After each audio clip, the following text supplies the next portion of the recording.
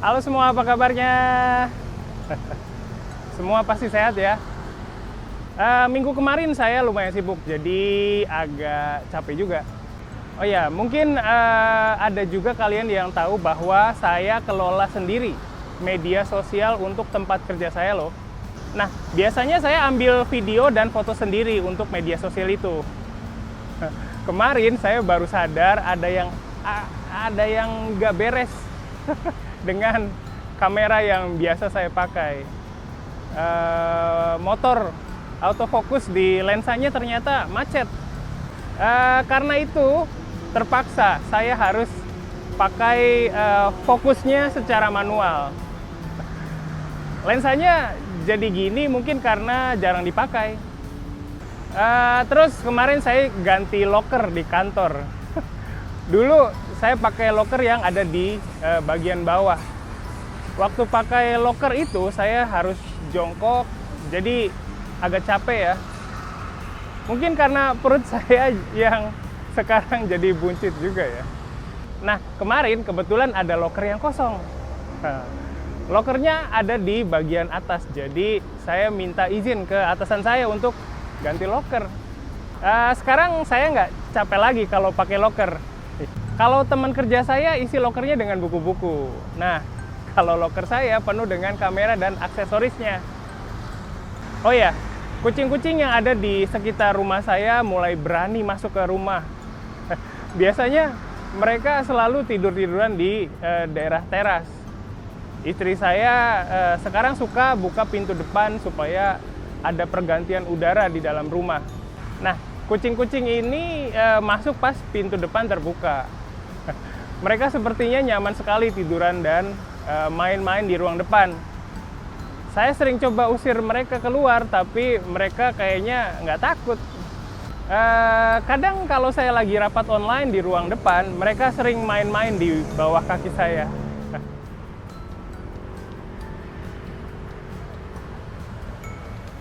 Oke, itu tadi catatan saya minggu kemarin. Minggu kemarin saya lihat postingan orang di Twitter dan postingan teman saya di Facebook yang isinya tentang abu dari rokok. Katanya waktu naik motor, mata mereka kena abu rokok yang berasal dari orang yang naik motor di depan mereka. Orang di depan mereka naik motor sambil ngerokok, terus abunya terbang dan kena tepat di mata orang yang naik motor di belakangnya. Kalau abunya aja mungkin resikonya nggak tinggi ya, tapi teman saya ini kena baranya juga. Untung yang kena itu bukan bola matanya, tapi di daerah kelopak mata. Kejadian ini kayaknya lagi ramai di media sosial Indonesia. Kadang kalau di Indonesia, orang yang salah itu justru lebih galak ya.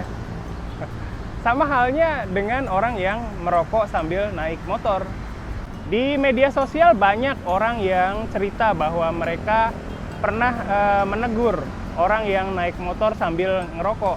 Tapi orang yang merokok itu justru jadi lebih galak dan marahi orang yang menegur.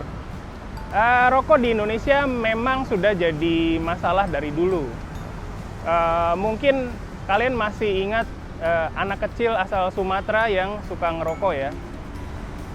Saya juga kaget waktu dengar berita itu. Mungkin itu cuma sebagian kecil masalah tentang rokok di Indonesia. Sebenarnya banyak juga anak-anak di bawah umur yang merokok, tapi nggak pernah diomongin di media. Saya sih nggak ngerokok ya, tapi saya mulai coba ngerokok itu waktu SMP.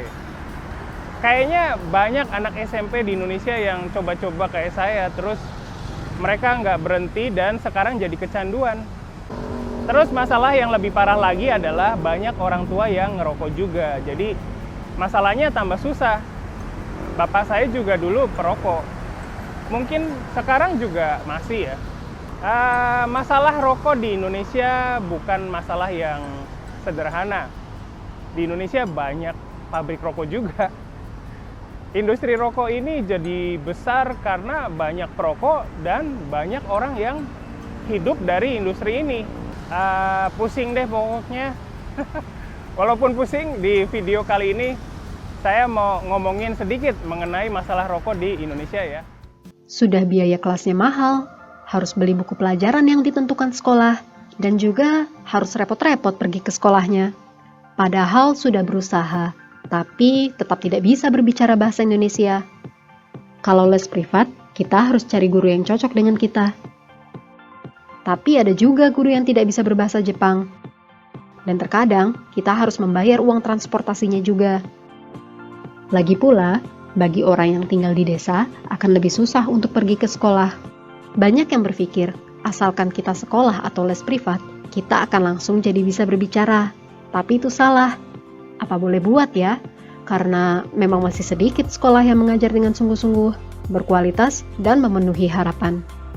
Kadang-kadang, ada hal yang tidak dimengerti dan gurunya tidak bisa menjelaskan dengan baik.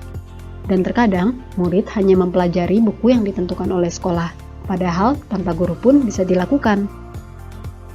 Maka dari itu, kita buat tempat di mana orang Jepang bisa belajar bahasa Indonesia. Inilah Japanesia Live College.